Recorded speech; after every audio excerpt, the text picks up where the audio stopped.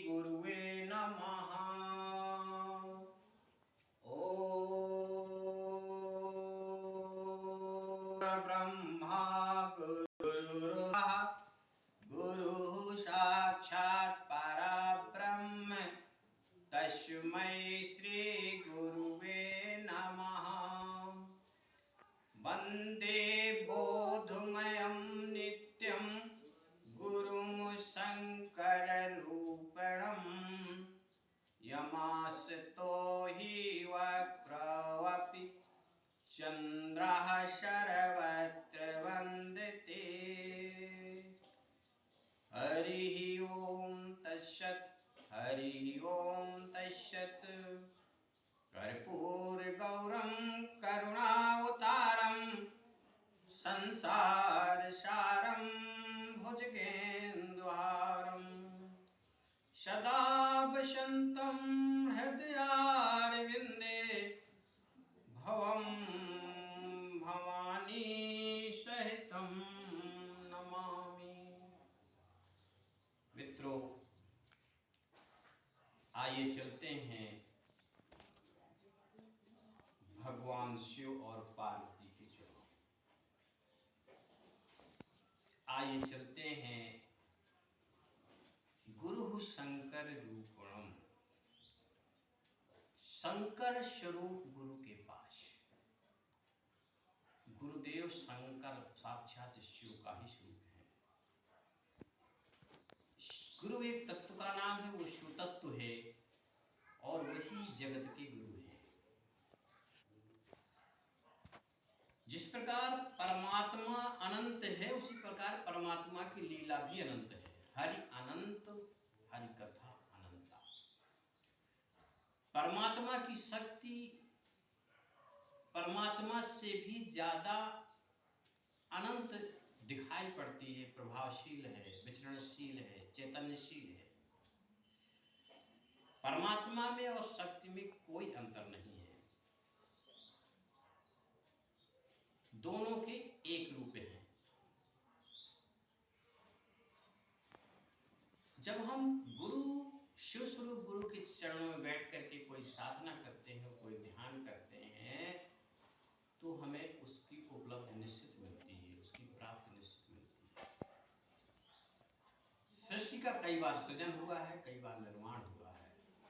किसी कवि ने लिखा है कि समय के शिला में लिखे चित्र कितने, और किसी ने बनाए किसी ने मिटाए। तो मित्रों,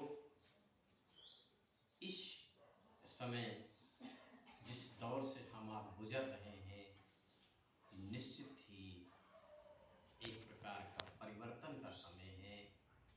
सृजन और विनाश का समय सा प्रतीत होता है, लेकिन ऐसा नहीं है। यदि हम परमात्मा की शरण में हैं, परमात्मा की छाया में हैं, तो हमें किसी प्रकार का कष्ट नहीं होता। ये संसार मृत्यु लोक है, यहाँ तो जो भी आया है वो जाएगा। रामकृष्ण और गौतम गांधी इस धरती पर रहे नहीं हैं। अरे जन्म मरण के बंधन कोई नए नहीं है। मित्रों, रामकृष्ण परमहंस महाराज को कैंसर हो गया और वो मुंह से खाते थे, गले से निकलता था। एक बार उनके शिष्यों ने कहा कि गुरुजी, आप माता जी से प्रार्थना करिए, वो आपको ठीक कर देंगी। लेकिन इसके बाद महाराज जी ने माता जी से नहीं कहा। जब शिष्यों ने ज़्यादा दबाव बनाया तो एक दिन जब महाराज जी ध्यान में बैठे थे, माता आई, माँ काली आई, तो उन्होंने पूछा, बोले लोग ऐसा कहते हैं कि आप माँ से कहते हो तो वो आपको ठीक कर देंगी। तो माँ काली ने जानते हो क्या उत्तर दिया? माँ काली ने कहा कि क्या तू इतने सारे मुखों से नहीं खा रहा है क्या? जब उनके शिष्यों ने पूछा, महाराज जी क्या बात हुई माँ काली से, तो उन्होंने कहा कि आज पहली बार मुझे जो है माँ के सामने अपनी आंखें नीची करनी पड़ी, और उन्होंने ये उत्तर दिया कि तू खाने के लिए मांग रहा है, क्या तू इतने सारे मुखों से नहीं खा रहा है? व्याधियां सब पे आती हैं, रोग सब पे आते हैं, विपत्तियां सब पर आती हैं, भगवान राम पे भी आई,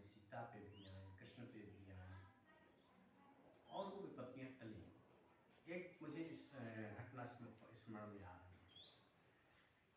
एक बार क्या हुआ, हमारे जो परमहंस महाराज जिनकी हम चर्चा कर रहे हैं, इस प्रसंग में हम बैठे अपने आसन पर लेटे थे और पता नहीं क्या हो गया कि उनका दाहिना नाखून जो था वो कहीं रगड़ गया, ये जाने क्या हो, बिल्कुल उलट गया, वो पूरा अलग अलग हो गया वो, और वहाँ से खून बहने लगा। सब लोग दौड़े, महाराज जी क्या हुआ। महाराज जी किसी को छूने नहीं देते थे, जो भी पास में आता था तो डांट कर लौटा देते। बोले महाराज, अवस्थी जी पहुँचे, बोले महाराज पट्टी बांध ली, बोले हटो। एक आदमी उनकी माता जी थी अवस्थी जी की, वो बहुत महाराज जी को माना करती थी, बहुत डांटा करती थी, महाराज जी को डांट दिया करती थी। बोले तुम खाते नहीं हो, क्या खाओ, दुनिया भर का डांट डांट कर खिला। और बड़ा स्नेह था उनका, कौशल्या की तरह स्नेह। तो माता जी आए, उसमें माता जी थी, माता जी आए, माता जी ने कहा कि ये खून बह रहा है महाराज जी, और ये कैसे क्या लगवा लिया, क्या हो गया। बुंदेलखंड की बात हो, कैसे लगवा ली ना, क्या होगा, खून बहा है,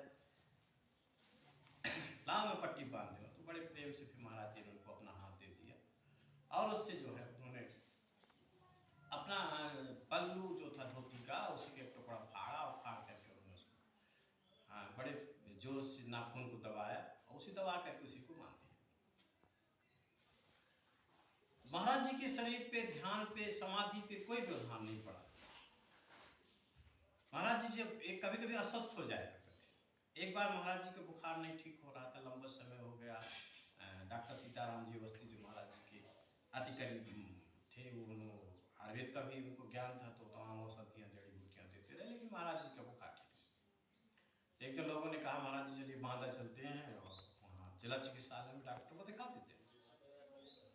महाराज जी पता नहीं किस मूड में थे, बोले चलो, हाउ कह दिया, जीप आ गई, ये लोग बैठ गए। जब अस्पताल में पहुंचे तो चारों तरफ भीड़ लग गई, डॉक्टर सभी दौड़ अपने अपने चेंबर छोड़ के दौड़ने लगे, क्योंकि महाराज जी को सभी क्षेत्र वाले जानते थे। सिसोला वाले महाराज आए, सिसोला वाले महाराज आए, जितने भी मरीज थे, जितने भी डॉक्टर थे, जितना स्टाफ था, सब जीप गाड़ी की चारों तरफ घूमने लगा। डॉक्टर अपने अपने आला लेकर के पहुंचने लगे, मुझे अवसर मिल जाए महाराज जी का, मुझे सेवा का अवसर मिल जाए, ये भाव था। लेकिन महाराज जी ने अपनी छड़ी उठाई और उन्होंने घुमाना शुरू कर दिया, किसी को पास में नहीं आने देते, किसी को भी नहीं, कि काफी आधा घंटा 1 घंटा तक वो लीला होती रही। इसके बाद एक कहा, उस समय एक डॉक्टर भरद्वाज करके थे, वो आए, तो उन्होंने महाराज जी को प्रणाम किया, बोले महाराज जी मैं क्या आपकी कुछ सेवा करूं। बोले आओ, और उन्होंने एक इंजेक्शन लगाया। जैसे एक इंजेक्शन लगाया तो महाराज जी ने कहा चल, और बस गाड़ी स्टार्ट हुई, चली। महाराज जी की लीला जाने, उनको क्या करना था, किसको क्या देना था, ये वही जाने। लेकिन जहां तक दुखों की बात है, दुख सबके सामने आते हैं, लेकिन जो परमात्मा से जुड़ा रहता है, जो नाम से जुड़ा रहता है, जो गुरु से जुड़ा रहता है, जिनके ऊपर गुरु की कृपा होती है, तो वो अगर विपत्तियां तो आती ही नहीं है, और आती हैं तो छोटे में निकल जाती हैं, और वो टल जाती हैं, और वो व्यक्ति बच जाता है, परिवार बच जाता है, समाज संसार बच जाता है। इसलिए मैं पुनः आपसे निवेदन करता हूँ कि आप अपने गुरु से जुड़िए, अपने गुरु मंत्र से जुड़िए, अपने नाम से जुड़िए, तो आपको आनंद ही आनंद रहेगा। मैं आपके दुख से दुखी हूँ, हमारा परमहंस टीवी परिवार आपके साथ है, कहना सरल लगता है, लेकिन जिसके ऊपर विपत्तियां परिवार जा रहे हैं, जिनके साथ अनहोनी अचानक घटनाएं घट रही हैं, उनको समझाना थोड़ा सा कठिन है, ज़्यादा कठिन है। लेकिन पुनः मैं उनके चरण छू करके निवेदन करता हूँ कि आप भगवान के सामने जाइए, भगवान शिव के सामने जाइए, माँ भगवती के सामने जाइए, निश्चित ही आपका कल्याण होगा, आपको धैर्य मिलेगा, साहस मिलेगा। किसी भी भाव से जाइए, भाव कुभाव अनख आलसहु, नाम जपत मंगल दिस दसहु। अरे पूतना तो अपने स्तनों में जहर लगा करके गई थी भगवान कृष्ण को मारने, और उसका परिणाम क्या हुआ कि भगवान ने पूतना को मुक्ति प्रदान कर दी।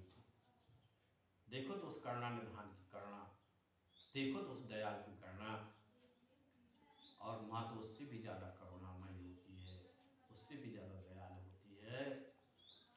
इसलिए उस भगवती के चरण पकड़ लीजिए, उस भगवती के चरणों में चले जाइए। हमसे भूलें हुई होंगी, अवश्य हुई होंगी। मैं अपराधी जन्म का, नखशिख भरा विकार, तुम दाता दुख भंजना, मेरी करो संहार। मैं तो अपराधी हूँ, जन्म जन्म का अपराधी हूँ, लेकिन हे प्रभु, हे गुरु रूपी माँ, हम आपके चरण पकड़ करके पूरे विश्व परिवार की तरफ से क्षमा मांगते हैं, पूरी विश्व परिवार की तरफ से माफ़ी मांगते हैं, और आपके चरण पकड़ करके हम आपसे निवेदन करते हैं, आपसे माफ़ी मांगते हैं, आपसे क्षमा चाहते हैं कि जो भी हमसे अपराध हुए हों उनको क्षमा कर दीजिए, और इस विश्व में पुनः शांति स्थापित कर दीजिए। इन्हीं शब्दों के साथ मैं एक बात निवेदन करते हुए मैं अपनी वाणी को विश्राम देता हूँ कि सेवक से भाव बिन भव न टरै उर्गार, भजहु राम पद पंकजय अस सिद्धांत विचार। परमात्मा के भाव से ही गुरु को मान करके, गुरु को परमात्मा मान करके, श्री गुरु परमात्मे नमः, गुरु को परमात्मा मान करके और उनका भजन कीजिए, मंत्र का जप कीजिए, और अपने अपराधों को क्षमा मांगते हुए विश्व कल्याण की भावना से आप आज से ही, अभी से ही अपने नाम जप में सुविधानुसार बैठ जाइए, और ये भावना कीजिए कि सर्वे भवन्तु सुखिनः, सर्वे सन्तु निरामयाः, सर्वे भद्राणि पश्यन्तु मा कश्चित् दुःखभाग् भवेत्। हे प्रभु, सबका भला हो, सभी सुखी रहें, सभी प्रसन्न रहें, कभी भी किसी प्रकार किसी को कोई दुख ना हो। जय श्री राम, जय गुरुदेव, जय श्री राम। ओम शांति शांति शांति।